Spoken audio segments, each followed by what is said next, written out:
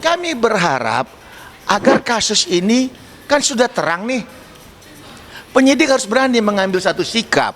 Artinya berapa hari ke depan sesuai aturan hukum itu kan sudah perpanjangan 2 kali. Ya, beberapa hari ke depan ini kalau memang tidak terpenuhi daripada P21 terkait alat bukti, BAP ataupun terkait tersangkanya tidak bisa memenuhi unsur sampai P21, ya harap dilepas klien kami. Jangan sampai klien kami itu hak azazi sebagai manusia dirampas. Ini nggak benar gitu loh. Dan pada kesempatan itu juga kita sudah bertanya sama pihak Polda Metro Jaya terkait surat kami untuk membuat laporan kepada saudara Vincent ataupun Jessica Iskandar, perilakunya yang menyatakan mana uang saya, kembalikan. Loh, uang yang mana mau dikembalikan? Orang di dalam penetapan tersangka ini aja nggak ada disebutkan 9,8 miliar kok, hanya terkait 1 unit mobil. Nah ini yang kita sangat sayangkan. Mudah-mudahan tadi dikasih jalan izinkan untuk membuat laporan di SPKT Polda Metro. Itu agenda kita hari ini.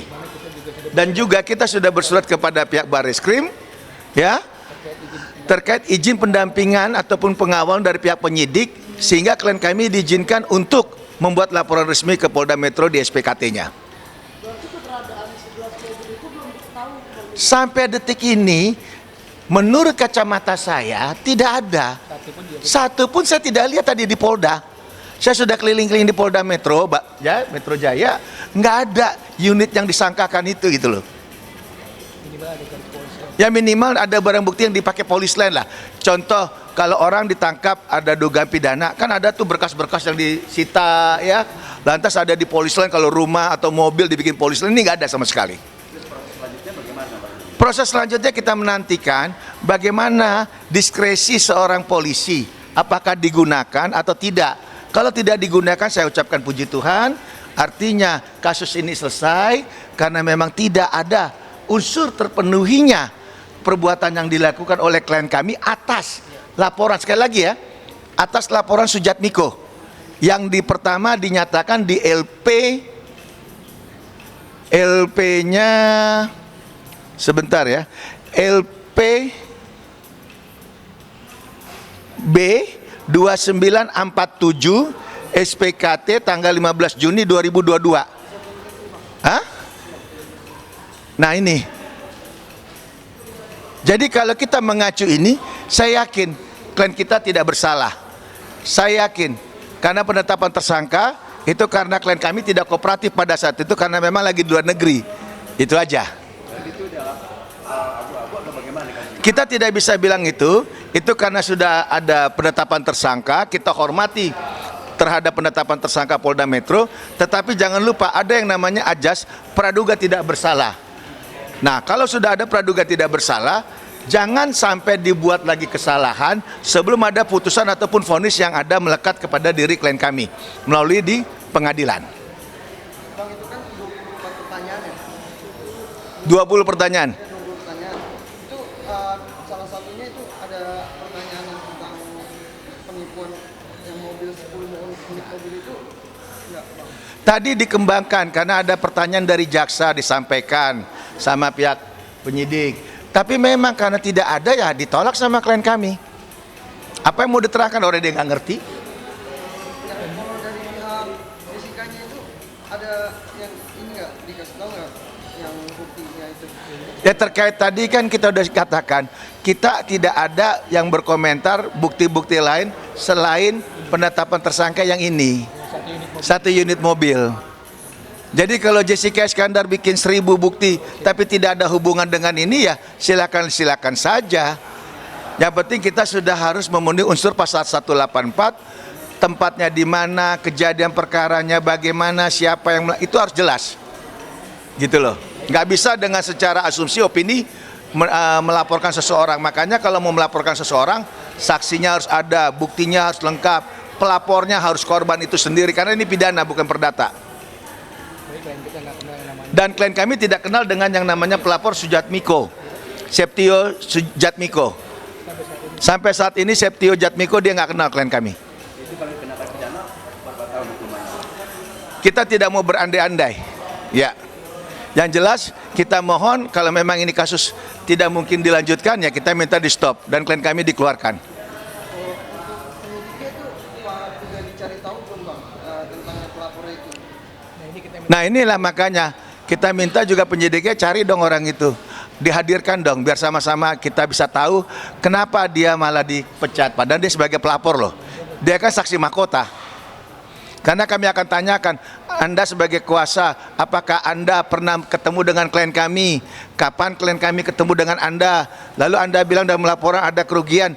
Kapan itu kerugian? Nah itu perlu pertanyaan-pertanyaan itu. Nggak mungkin pidana diwakilkan. Makanya esensinya pasal 184 terkait pidana itu korban atau saksi pelapor harus korban itu sendiri, nggak bisa dikuasakan. Saya juga nggak ngerti kuasa hukumnya kok keluar-keluar terus. Kuasa hukum yang baru ya, bukan yang lama ya. Hah? Ya, yang lama kan sudah dicabut secara resmi. Ya, jadi nggak ada hubungan hukum. Harusnya dikeluarkan dari registrasi Polda Metro karena suatu produk cacat, hasilnya juga akan cacat. Bang, kan ini si tersangka CSB ini kan sudah ditahan. Terus kan kemarin ramai kan di bandara. Kabarnya si CSB ini akan melakukan laporan atas tindak lanjut. Ya, itulah makanya kan tadi sudah kita jelaskan bahwa kita juga udah bersurat ke Barreskrim untuk membantu agar penyidik diizinkanlah klien kami membuat laporan di SPKT Polda Metro Jaya. Karena apa yang terjadi di Bandara Soekarno-Hatta itu jelas membuat klien kami tidak nyaman. Apalagi terintimidasi secara verbal, ditunjuk-tunjuk di depan orang banyak, ada media diundang. Sementara kita tahu tempat itu adalah VVIP, tempat yang harus hygiene, harus bersih, nggak boleh orang teriak-teriak, nggak boleh adanya kegaduhan. Ini kok sengaja diundang, datang ke bandara, lantas teriak-teriak, tunjuk-tunjuk dengan cara dekat sekali. Ini resiko, dan itu ada pembiaran, baik daripada stakeholder bandara ataupun pihak Polda sendiri atau pihak polisi sendiri. Maunya tanpa ada kita minta klarifikasi, komponen atau pimpinan daripada pihak masing-masing harusnya diperiksa itu mereka. Gitu loh. Kok bisa masuk begitu sembarangan? Ini kan berarti menyandakan bahwa di bandara nggak aman. Terjadi sesuatu apa-apa gimana coba? Siapa mau tanggung jawab? Itu loh. Berarti laporan terkait pencemaran nama baik itu sudah masuk, Bang? Apa akan Masih nunggu karena belum dapat izin. Nah, karena kan klien kami di penjara. Klien kami kan tidak bebas kayak kita nih. Kalau kita kan bebas, tidak ada sangkut paut pidana, kita kapan aja bisa buat laporan di SPKT. Tapi klien kami kan harusnya kan di tahanan, itu kan harus minta izin dari keluarkan tahanan sampai ke SPKT. Harusnya cepat. Nggak usah pakai minimal 2 hari juga harusnya bersih direspon. Sampai detik ini surat kita nggak direspon.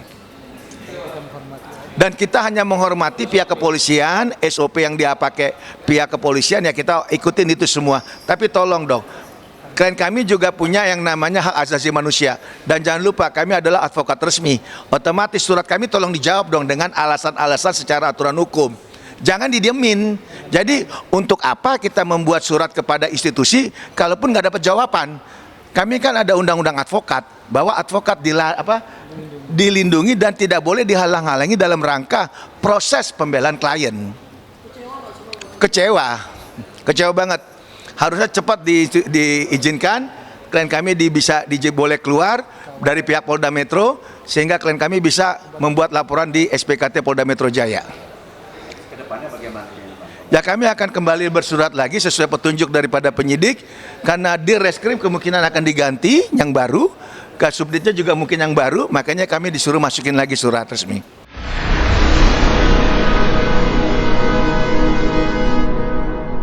Jadi jangan lupa untuk subscribe Cumi Cumi. Ditekan ya tombol lonceng merahnya.